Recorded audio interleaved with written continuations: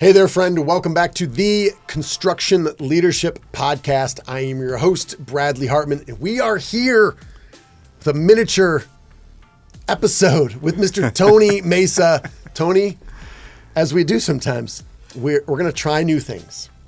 Always. It's fun. That's it. But I'm always scared with you, man. New things can just, they can be a challenge sometimes, but good challenges. So Correct. I'm up for it. Let's go. That's why we have professional editors, video and audio, to make us look good. So here was the idea, right? So recently we published an episode where you were helping us with construction leadership. We were talking about building trust, leading, managing the Hispanic demographic. We talked a little bit about special holidays. We talked about incorporating some pop cultural elements related to soccer, aka football, right? Now we're going to go a little bit of a different direction here, Tony. Okay? We're going to be talking about some music. And I had this idea, I think I shared it with you several years ago, and I think your general reaction was, what? And so I said, you know what, it's not the right time. Sometimes you got to wait for the right time. Now is the right time. There's the song called Calma. Pedro Capó y some human, I'm assuming it's a dude, named Farruko. Do you know these? Far. Yeah. You know these guys? Of course, man. It's great vibes, beach vibes. Beach vibes, exactly. Yes. So my son plays for a baseball organization here locally in Dallas. The two owners are brothers. They caught in the minor leagues. They're from Puerto Rico. And their whole thing is, if we're going to be working out there, let's have some fun. Let's have a good vibe going. There's jams playing. That's right. Almost, not exclusively, but close to Spanish language, which fits perfectly with me. My son goes to a Spanish immersion school. So Nice. It all fits. Now, this song is, dude, it just nests inside your brain, especially in the summer, and will not let go. So my thought was this. Let's go. Let's break down the song. Let's take a look at some of the lyrics. Let's extract what can be used on the job site. Are you ready? Let's do it, man. All right, let's work now. We're going to start off. We're going to play the first segment here, and then we're going to stop before the chorus, and we're going to break it down. Are you ready? Let's go. That's at least the way. Vámonos. Cuatro abrazos y un café entre tu mano en mi mano. Sol cae. So I know you were leaning in there. You wanted to hear that chorus big time. Yeah, I know you did, because the chorus is wonderful. However, It's catchy. right off the bat, there's a few body parts related. Obviously, we have tu mano and mi mano, your hand and my hand. Are there some common phrases you'll say, knowing the frequency with which people are smashing, pinching, slicing hands and fingers? Yeah. What might be useful on the job site other than Tu mano en mi mano. correct? So, the first thing that comes to mind is cuida tus manos. Okay. Right? From the safety and operational side, and just, Yep. that's what we use, right? You're at the job site, you're using your manos. So, Yes. cuida tus manos. Yep. Right. We also have abrazo, which means, in this case, it's a hug, right? Right. However, brazo itself means Arm. So anything related, I think we do have probably more of a risk of, I guess, there's lots of injuries that can certainly happen with your arms. Anything come to mind as you're thinking about brazo? Actually, as you think here and extend that one sentence, right? Cuida tus brazos y tus manos, right? One of the things that we're always focused on is material handling and stretching and flexing, right? Yeah. So estira tus brazos, right? Estira for stretch? Yeah, Yep. stretch your arms. I will use I might have done it with you, I don't even know. But the idea of un abrazo, especially in Hispanic communities, if I see someone who I haven't seen in a long time, and they come in, it'll often be like a fist bump or a handshake. And I'm like, nah, dame un abrazo, güey. Like, I come in for the real thing. That's right. Say, dame un abrazo. Like, give me a hug, right? Oh, what about juntos? So at the end, we have juntos ver el sol caer. So together, we're watching the sun go down.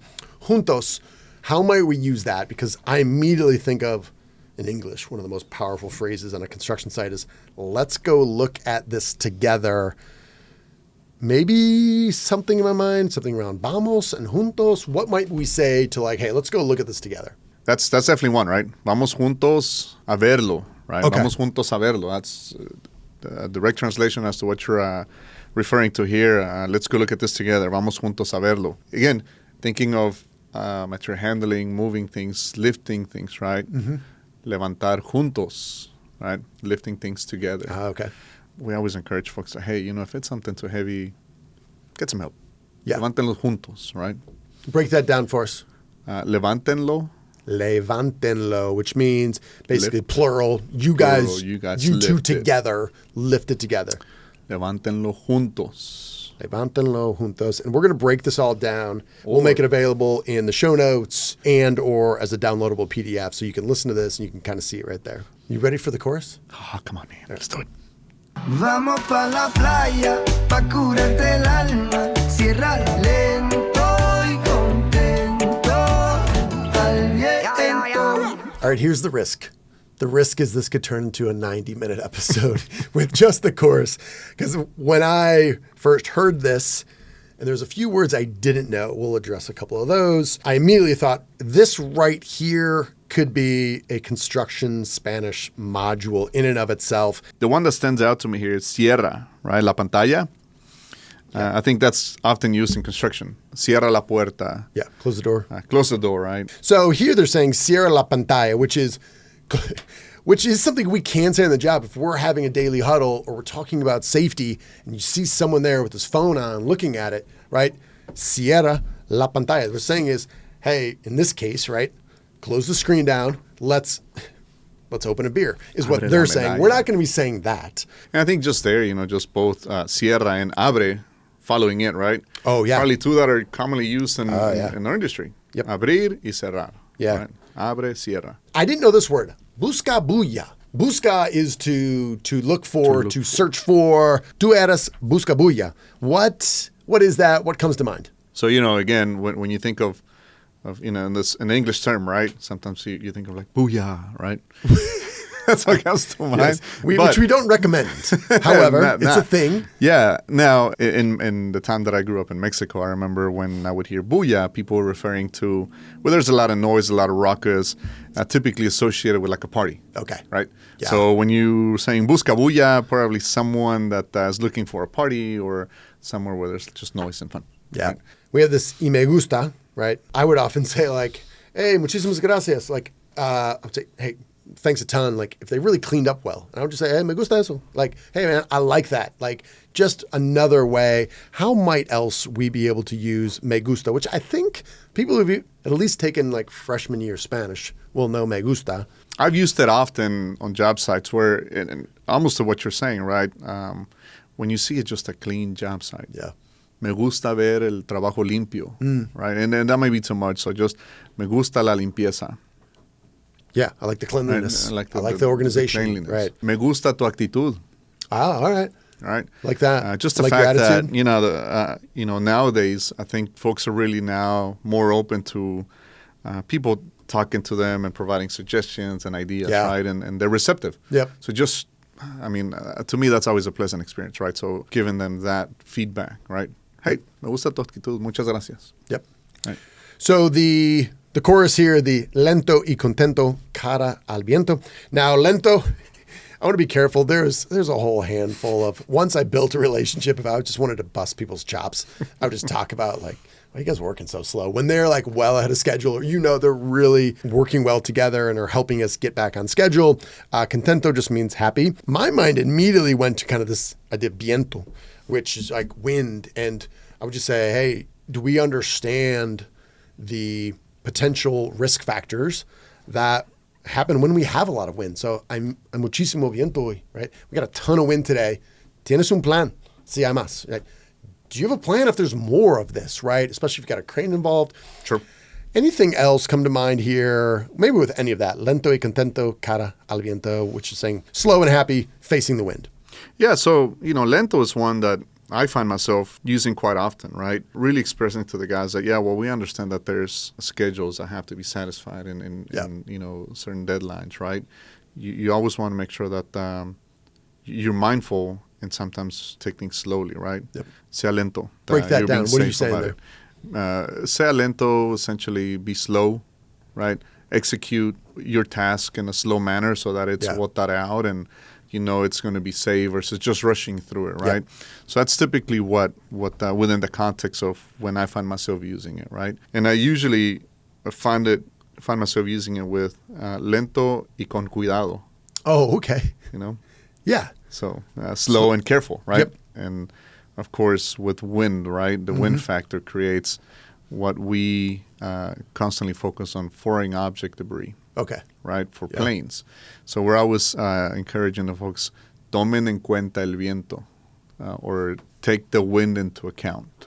So let's breeze through this next part. Some of this is rather aggressive. It's more of a rap that some of these I'm like, I can't even understand what he's saying even when I'm reading it. But let's break into this next part. Is this Farruko? Is that this dude now? Who's this? I believe so, yep. What? That's the guy. You said you were like old boys with this guy. You don't even know? All right. Let's we listen. text every other weekend, so. Let's see what happens. Y aprovecha que el sol está caliente y vamos a disfrutar el ambiente. Vacilar, no hay que salir de Puerto Rico. So Tony, right off the bat in the first line there, we've got caliente. Where might you use that, meaning hot? Summertime. Yep. I mean, we're just constantly telling the guys, hydrate. Está caliente, right? We always typically use that around equipment. Okay. When they're operating equipment, gas-operated equipment, considering the fact that it just ran. Yeah. Está caliente, te quemas, right? So caliente, quemar are two that are typically to burn, right? Yep. Potential burn. So la máquina está caliente. Okay. Or the machine is hot. And then it's funny because on the song, I think on the next line, it talks about ambiente. Yes. Right? Which is your atmosphere or the environment. Yeah. And so those go hand in hand, right? Caliente, el ambiente. Yeah. So constantly telling the guys, hey, el ambiente está caliente. Literally, it's a rhyme, but it fits perfect within what we do, right? Yeah. I will just point out, too, you mentioned la máquina, el material, y la cosa. Those are like my three favorite. If you have machines, you have material, and you have things. La cosa está caliente. What are you going to see on the job site that is not a thing, that is not a machine, that is not material? Like, that covers so much, because sometimes I'll get an email, and it's like, hey, I'm on a job site. How do you say this? I'm like, I'm not even sure how to say it in English until you said it. I'm like, call it a thing, call it a máquina, call it material, el material. So those are real easy there. What might you say, though, when you were literally telling people, yes, it's hot, but I need you to hydrate? Necesitan tomar agua. Okay, so you're literally saying... Literally. I mean, I think we make that as black and white as possible, right? So that there's no misinterpretation. You need to drink water. Necesitan tomar agua. So, Tony, we failed to keep this under 10 minutes. Let's wrap up this last part. We have calma, mi vida con calma. Now, vida means life. In this case, they're referring to my love, my what? Sweetheart. Sweetheart, okay? Yeah. I have found both in English and Spanish, when someone is losing control by yelling at them to calm down or calmate is not effective. What might be a way to communicate in Spanish that we need to regain our composure? Let's dial it back a little. What might you say?